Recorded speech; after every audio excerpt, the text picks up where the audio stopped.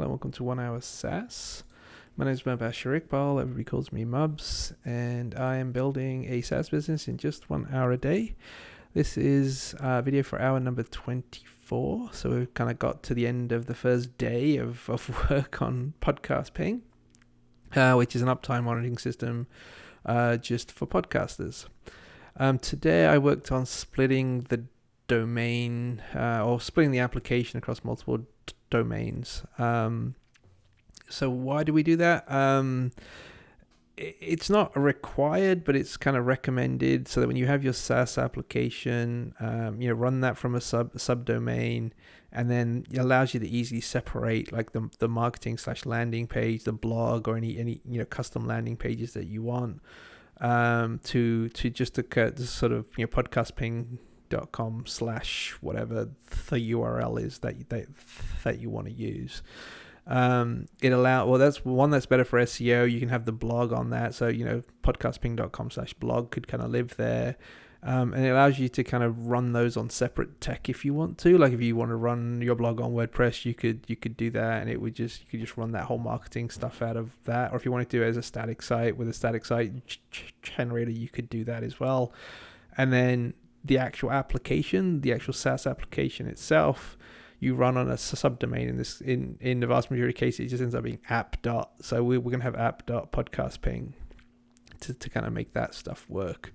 It's just a little bit better for SEO, and then technically it's better for scaling stuff because you can independently now host and scale the marketing site versus the actual application, and they're not tied together on the same server and having to worry about scale.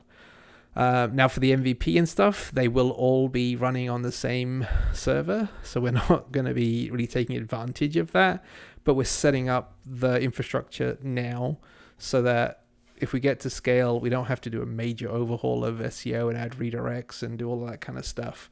All we'll have to do is kind of actually split the code across multiple servers, which all map to a different subdomain instead.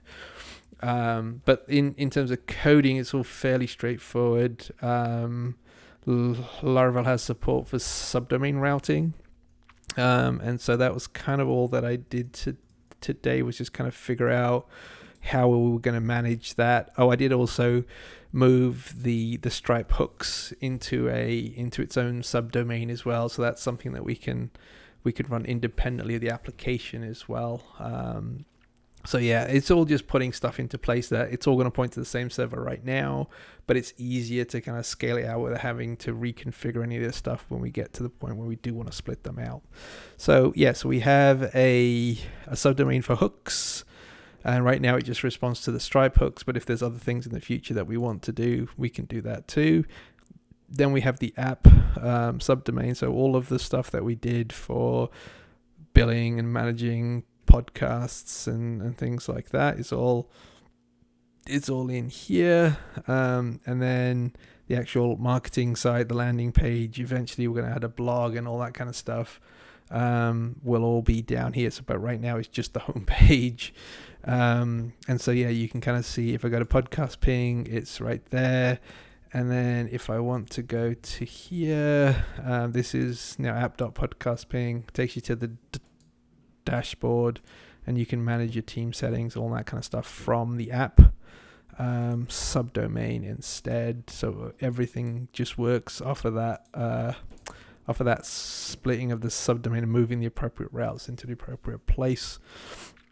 So yeah, I think that's about it for today.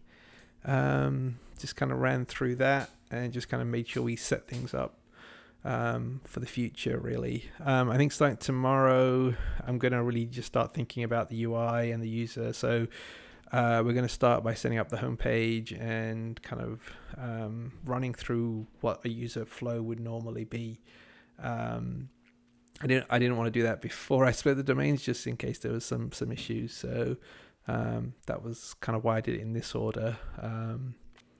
But yeah, hopefully we should be good moving forward now to get to launch, essentially, because I think functionally we have all the functionality that we want, and then we'll get to launching it hopefully this week. I think we're on hour 24. target was hour 30. So yeah, I think we should be good. All right. See you next time.